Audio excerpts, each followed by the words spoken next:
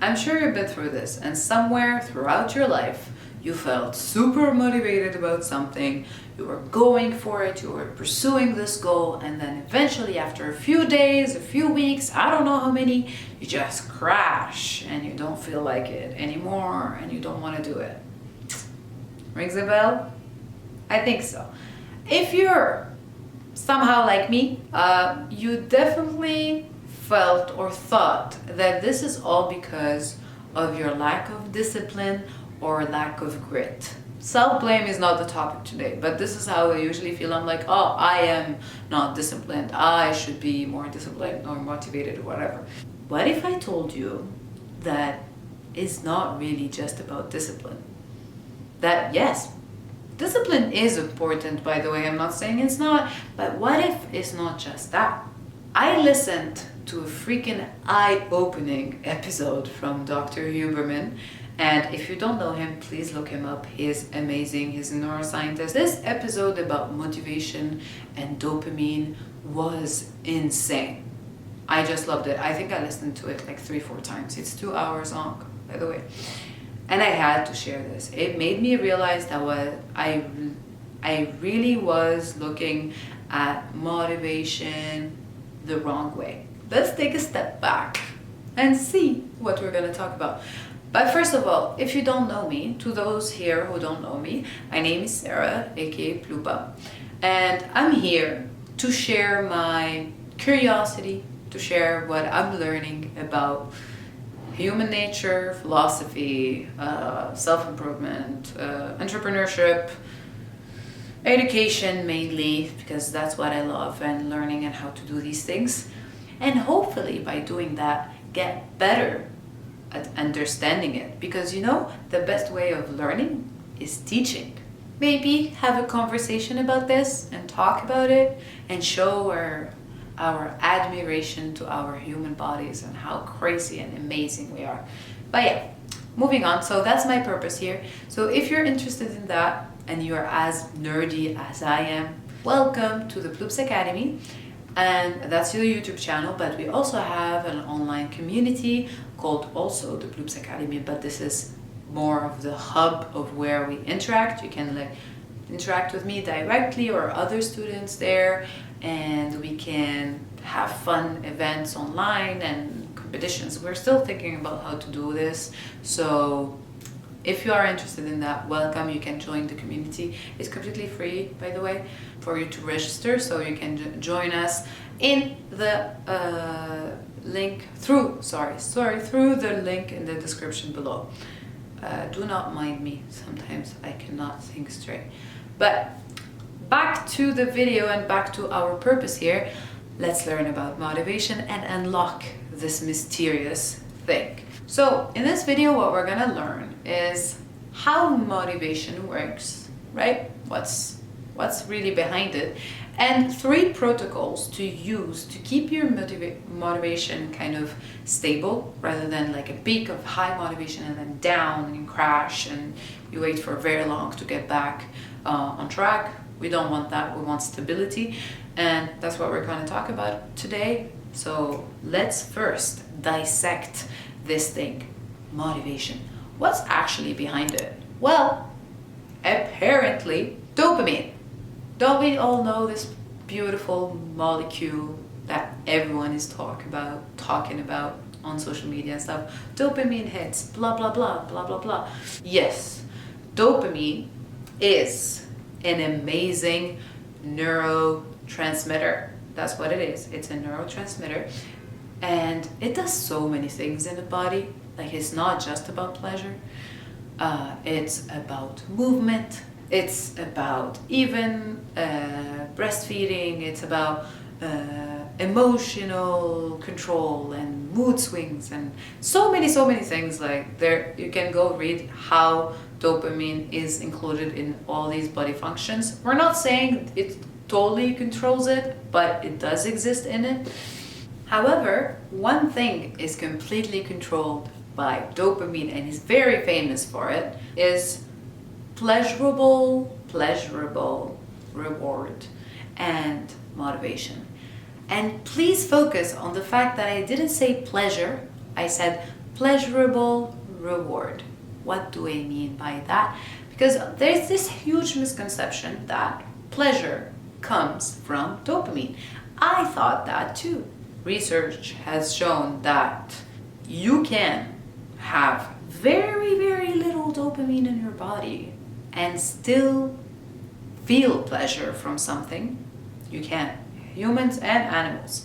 While if you have very, very little dopamine in your body, seeking pleasure, seeking the motivation to go seek that thing is gone. Think about it. So it's the pursuit of the reward, the pursuit of the pleasure that's controlled by dopamine. Isn't that amazing? So when we're talking about dopamine hits, we're talking about dopamine peaks, but dopamine peaks do not happen from an immediate sense of pleasure. No, they're happening when you're seeking that pleasure. Isn't that insane? I was like, bruh. So what happens at different levels of dopamine in the body? Let's say there's high, there's low, and there's normal. We're talking about normal, that's the base level of dopamine. And I'll explain that a little bit more in a bit, but there's the base level, which is the normal state, low and high. If dopamine controls motivation, I personally thought, oh, that would be nice if I had high dopamine in my body all the time. Well, guess what? It is actually pathologic. Yep, it's considered pathologic because if you have high motivation, like if you have high dopamine in your body all the time, consistent, above base level, guess what happens then? You end up not discerning between a good thing to pursue and a bad thing to pursue. Everything is fun to pursue. Everything is interesting. And you're just high, so euphoric and high on energy all the time. And of course, that comes with consequences. And in this table that you see on the screen, I show you the different states and what it comes with it. Of course, the normal state that we want, happiness, feeling happy, feeling energetic, feeling focused and motivated to pursue the things you want. That's normal state of dopamine. Then we go to high, and also in the table, like you see in the bottom, I'm showing certain mental conditions that are connected to a high or very low level of dopamine. I'm not saying you should diagnose yourself with these, never do that. But in this video, we're going to be talking about people that do not suffer from certain conditions. I'm just showing you on the table what could be there, but we're here talking about fluctuations, not consistent highs or consistent lows, because these conditions, it's when it's consistent. So consistent highs, we are talking about the mania phase in people suffering from bipolarism.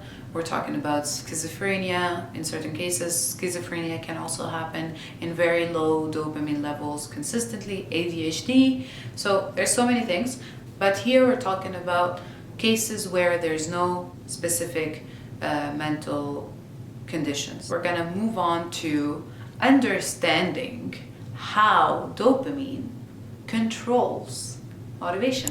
What's happening in the brain?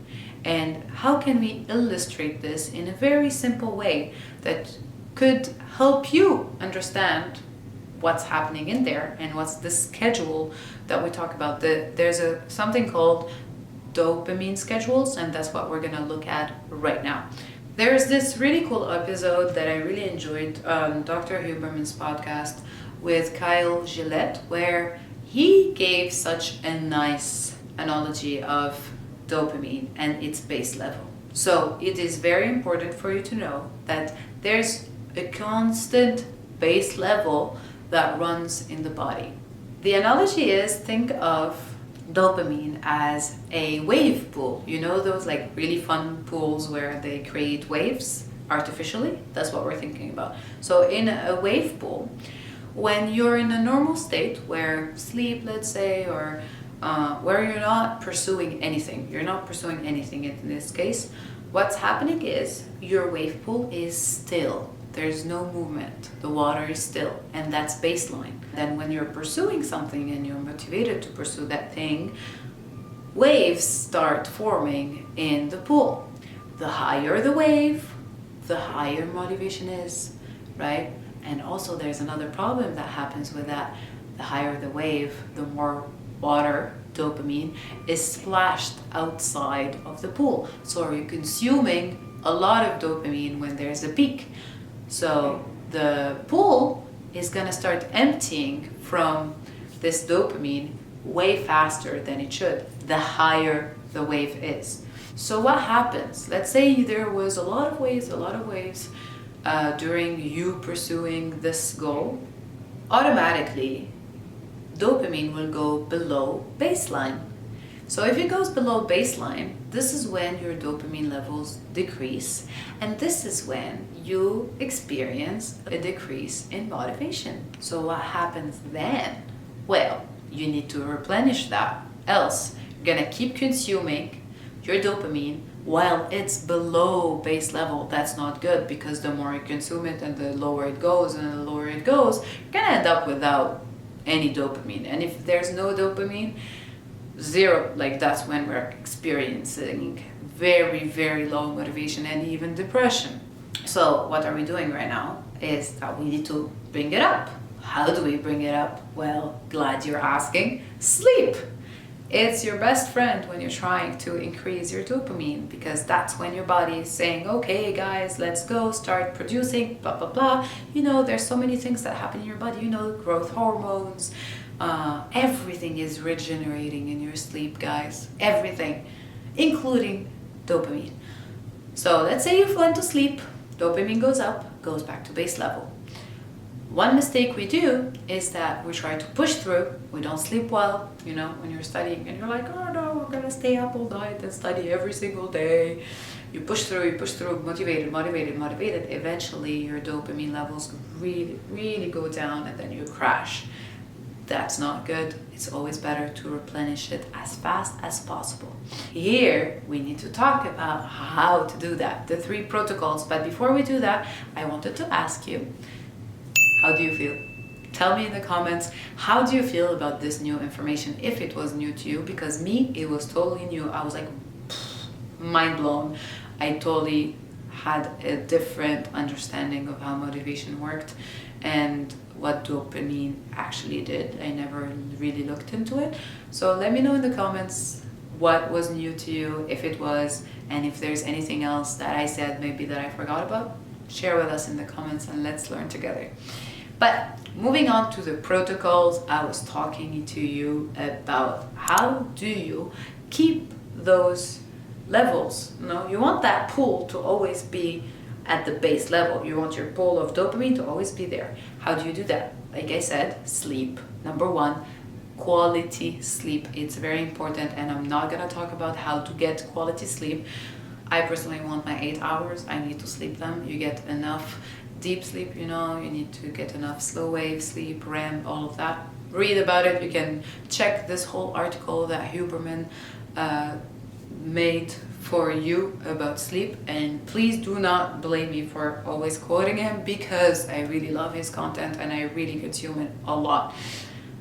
So second thing, this I didn't know about and it's so interesting, and I tried it and it's amazing. Non-sleep deep rest. So you deep rest without sleeping.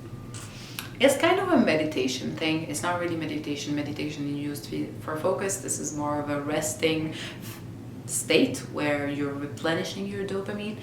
It's so nice. I tried it and you feel like so relaxed. You can find multiple videos online. I personally use the one that Huberman recorded in partnership with another app, but it's quite good.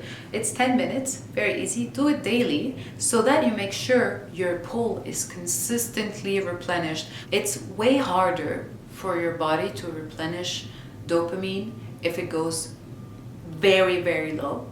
It's easier for it to do it if there's, yes, it went down, it went below baseline, but not so low, right? It's faster to do so. It's not like water, you just pour it. No.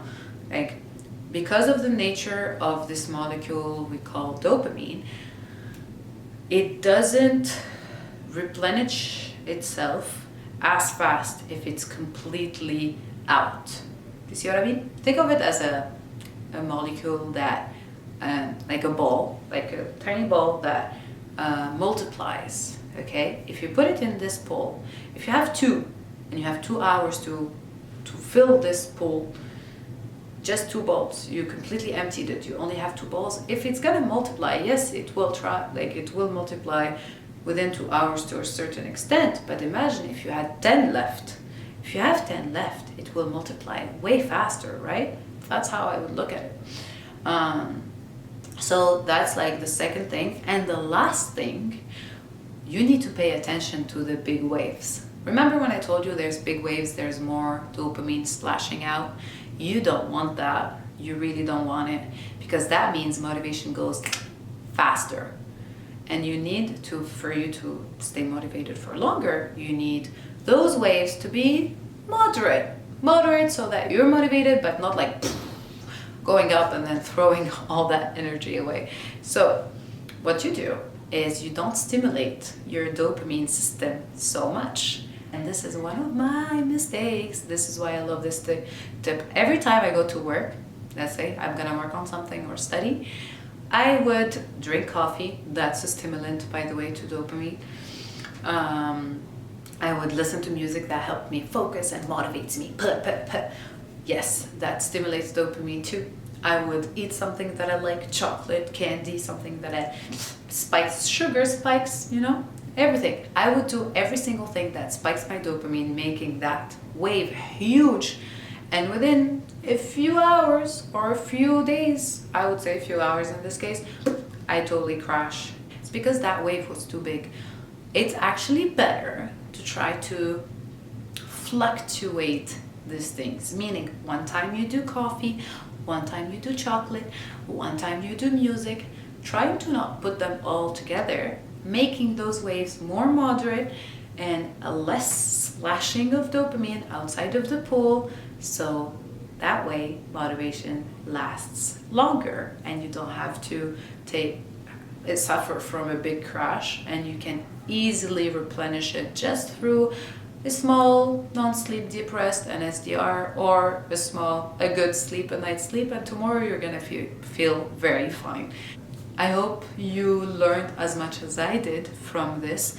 I'll see you in the next video about the next thing that is gonna pique my curiosity and hopefully be of use to you.